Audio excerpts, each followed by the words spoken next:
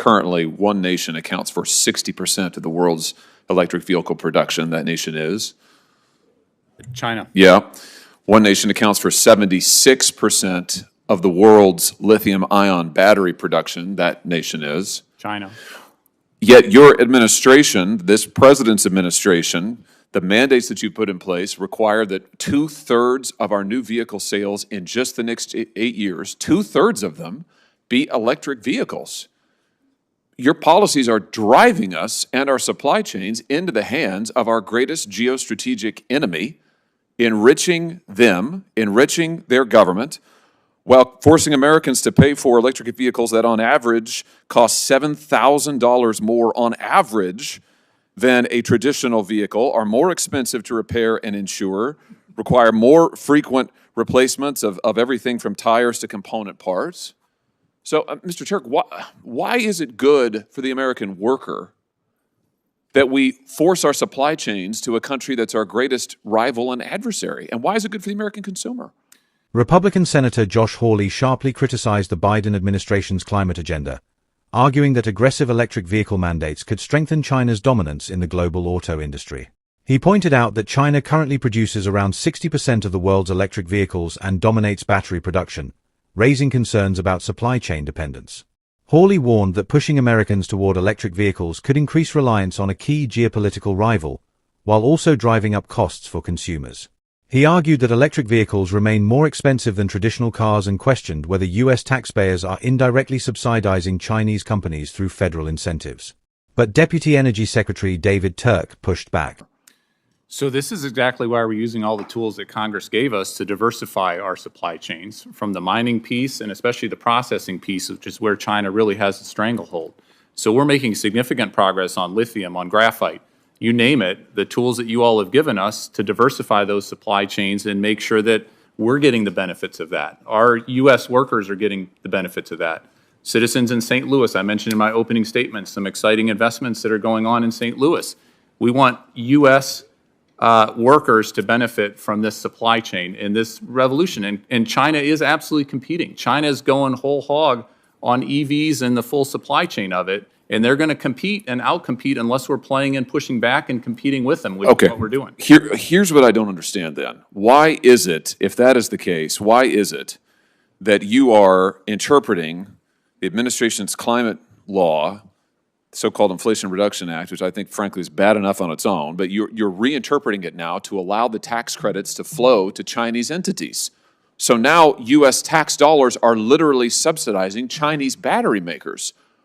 Why would we want to do that? Why would we want to not only give our adversary our supply chains and our jobs, but pay them to take them from us? Why does that make any sense? So I would argue, and certainly want to turn to my Deputy Secretary at Treasury, we are not doing that.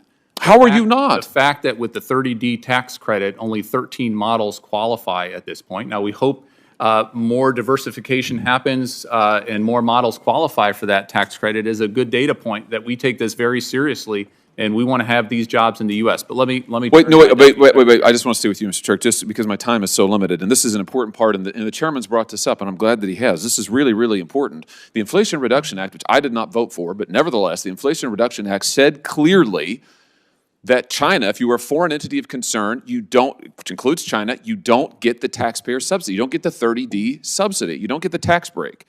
And yet your rule allows Chinese companies to get the tax break. It loosens up the restrictions. So now we are subsidizing our rivals. I just don't understand. The chairman's asked you about this repeatedly.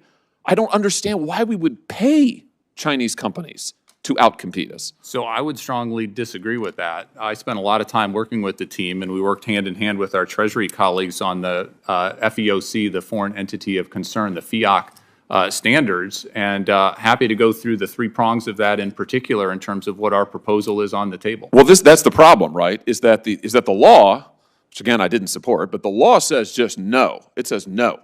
And then you come back and say, it's what we lawyers like to call a multi-factor balancing test, which is usually what courts do when they want to get their way. So it's like, oh, well, let's complicate it. We've got all of these different things, and the effect of it is, this has been widely reported, this isn't my opinion, everybody understands that what it does is, it allows Chinese companies so long as they're not set up within mainland China, but owned and controlled by China, they can now get the tax credit. I just don't understand why we would use our tax money to pay the Chinese to make these vehicles. So we're not. Only 13 models, again, have qualified for that 30D tax credit. A lot of companies right now, automakers, are scrambling and they're working urgently to make sure that they don't have that. If your rule had no effect, why would you change it? Why wouldn't you just leave the text of the IRA in place? Why wouldn't you, the flat bar? All of this is implementing the legislation that's been passed. And happy, again, to get into the details. Certainly if... Last thing I've got, because my time's expired, I know other senators are waiting to ask questions, but this is important, just about the effect on American workers.